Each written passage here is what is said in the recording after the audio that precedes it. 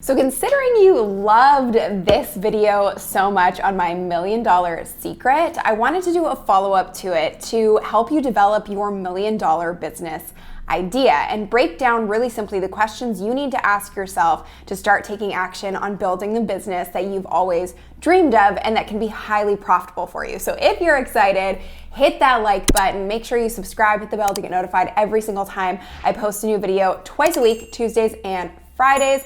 And let's dive into it. So if you really truly want to build a business that is highly profitable and highly scalable, you have to ask yourself some very specific questions in order to get to the root of the problem you're going to solve that you're actually going to get paid for.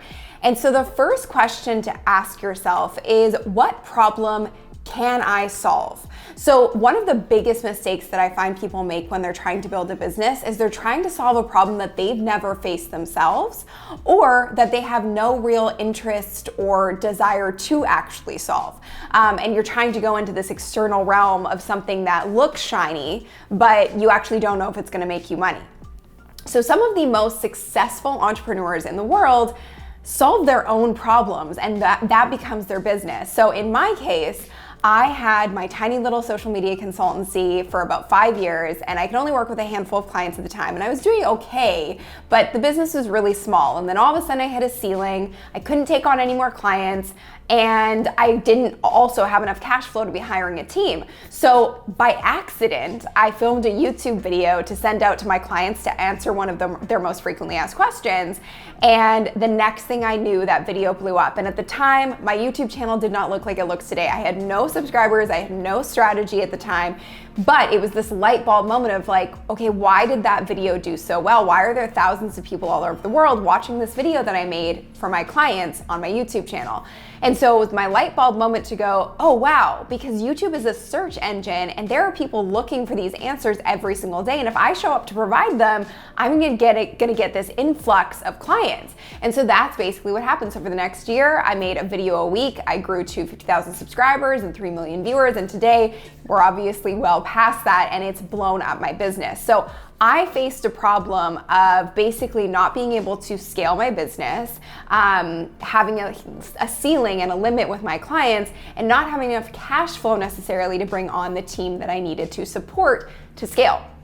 So I turned to YouTube and it blew up my business. And now that's why my whole business is built off of helping you blow up your business using this amazing platform. Another really great example of this, and asking yourself, what problem can I solve? Or what problem am I really passionate about solving that really grinds my gears, is Sarah Blakely. So youngest self-made female billionaire in the world, and she's the founder of Spanx. And when she started her Spanx business, she started it with just cutting out the feet of pantyhose and testing shapewear and testing how to basically get a smooth appearance underneath her clothes with some sort of undergarment. So she was facing the problem with in her own personal life, and she was like, I bet you there's other people out there who are facing this. So that's the first question to ask yourself. Write that down, comment below with, what's the problem that I can solve, or what's my biggest pain point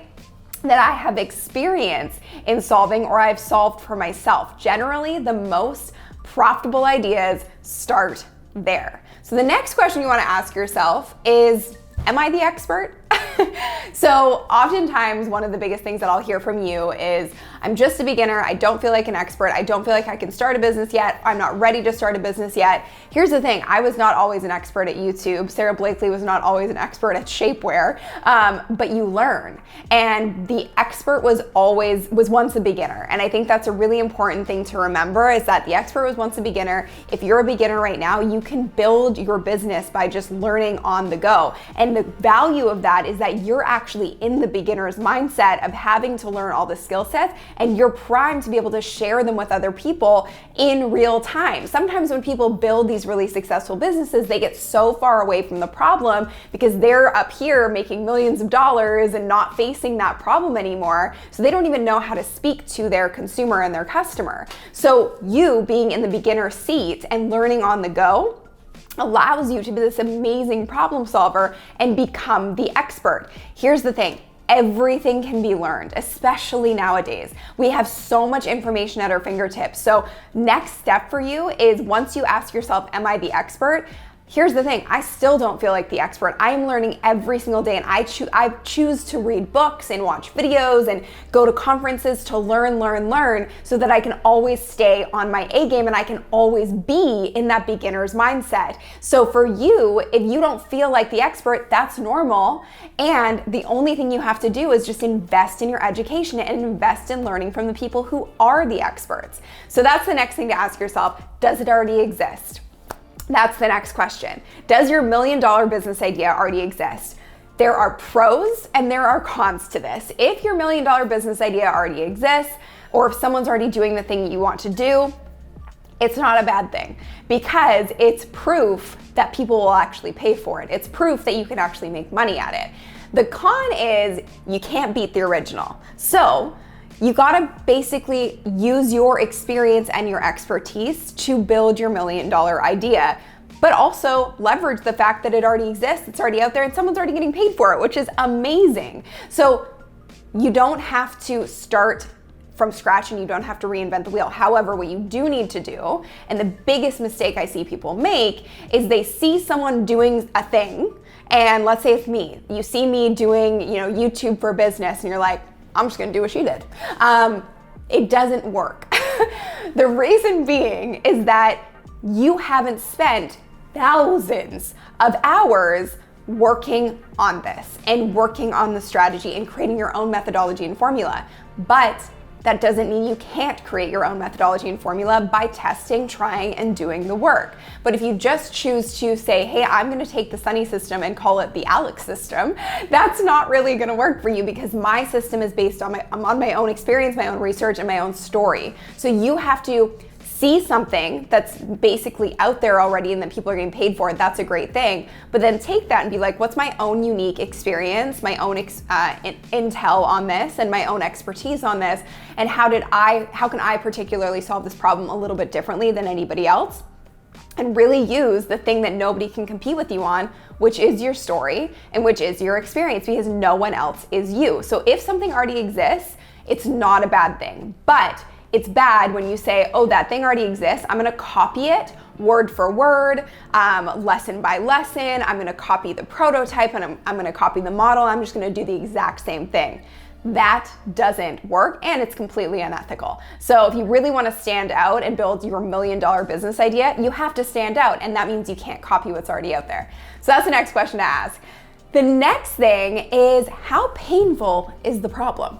So the more pain, the more profit, which sounds kind of weird and morbid, but it's true. So the more pain, the more profit basically means that the more dire the situation, the more money people are willing to pay.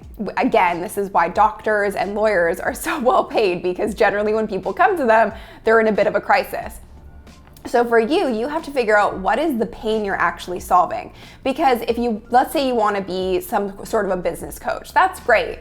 But the more successful business coaches out there are really honed in on like one specific thing and one particular root of the problem that they're really helping people solve. So figuring out what is that one thing that's the most painful that you can help people solve, and that also helps you differentiate yourself. So for a prime example of this, a good friend of mine, Mastin, Kipp, who I absolutely love and adore, he has this whole business on helping people build their businesses with trauma-informed coaching and getting to the root of their own trauma so they can get past their blocks to actually build their business. That is such a unique take on it, and it's why he's been able to do so well at it. So figuring out what is your particular way of solving that pain, or what is the pain point that you and only you can solve in your own unique way. So the more pain, the more profit, and you really have to get to the root of it. Because just saying, I wanna help people build businesses, well, a lot of people say, yeah, I should build a business, or yeah, I wanna build a business, but they put it off for like 10 years. So obviously the pain is not that high.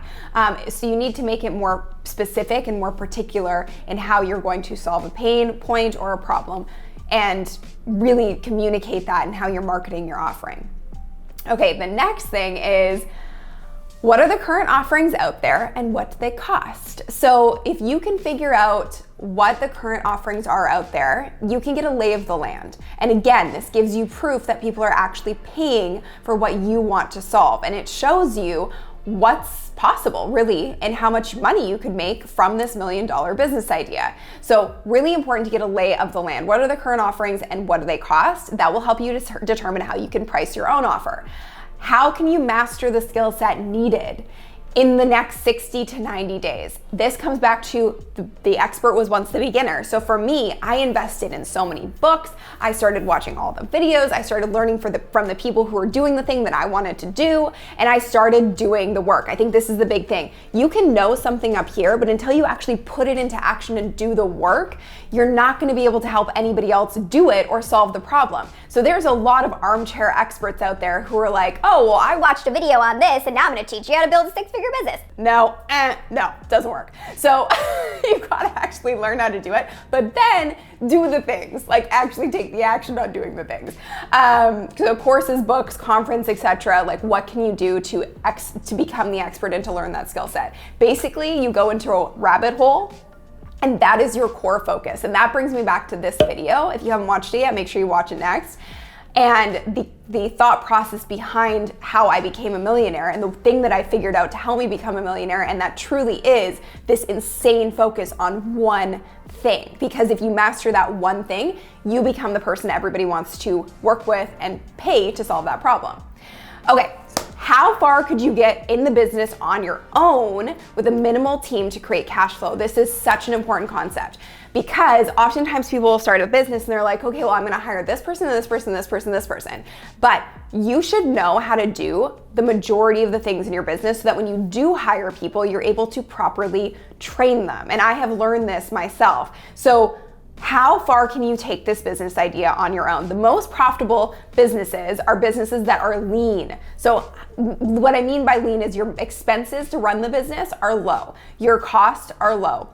Your profit is high. That's the ideal situation. Now, every business doesn't work that way, but if you're starting to build your $1 million business idea, you want to basically start from that place. So how far could you take this on your own? So a business that runs online, so easy to run it by yourself for a little while so that you can create cash flow. So all the money you're bringing in, you're able to keep that as a security blanket so then you can reinvest it back in the business. So how far can I take this on my own to create cash flow and keep it minimal? And what would I potentially need in the future to hire? And keeping that team even then minimal. So my business is extremely lean, extremely small. We are a small but mighty team. We get a lot of done and yet we're this really tiny team. So we keep things lean because I want to be able to have that cash flow to reinvest back in the business and to make a greater impact to reach even more people.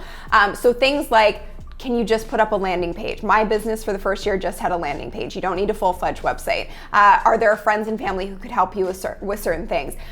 Is there a social media platform that plays to your strengths? So one of the big questions that I get about focusing on one thing is like, well, how do you know where to focus? So for me, it's really having one social platform that drives the majority of the traffic and having one offer. That's really it. So for me, YouTube made the most sense because I'm good on video. It's very easy for me. It's a lot easier for me to talk like this than it is to write out a long blog post. That's not my strength. So you want to go where there's the least friction. So where's the least friction for you? Do you easily just bang out captions and long copy? Okay, maybe blogging is the best route for you. Or are you better on video? Go towards YouTube. Or are you an amazing photographer or really tell a great story through photos? Instagram might be your jam, but all in all, pick that one platform to drive the traffic, have the one offer, and make sure you're building your own audience on your email list so that if anything happens to those platforms, you're not screwed. So that's really important. If you're enjoying this, by the way, let me know in the comments and let me know your big takeaways and hit that subscribe button and the bell to get notified when I post new videos, and that like button if you like it. All right, so target revenue. That's the next thing. That's the next question to ask yourself. What do you ideally want to make in the next quarter, the next 3 months, the next 6 months, the next year? Once you have your target revenue, you can basically work backwards. So let's just say you want to make $1 million in the next year and you have a product you're going to sell for $500. That means that you would need to sell 2,000 units, which equals $1 million over the next year, which would be about 5 units a day. That is doable. That's totally doable. And that's a goal that you can start to work up to. And if you increase your price point, you have to sell less units. So that's what you really want to start thinking about when you want to build $1 million idea. So that's kind of the gist of how this all works. Now, if you want to dive into YouTube as your one platform, make sure that you check out our boss YouTube strategy. We'll link to that below this video. And if you enjoyed this, make sure you check out this video on the $1 million secret that basically helped me become a millionaire. If you like this, hit that like button below. Be sure to share it with your friends and be sure to subscribe. And like I said, check out these videos next and check out our boss YouTube strategy to dive into how to 100x your subscribers and double your revenue in the next year. Thank you so much for watching. I'll see you in the next video. Bye.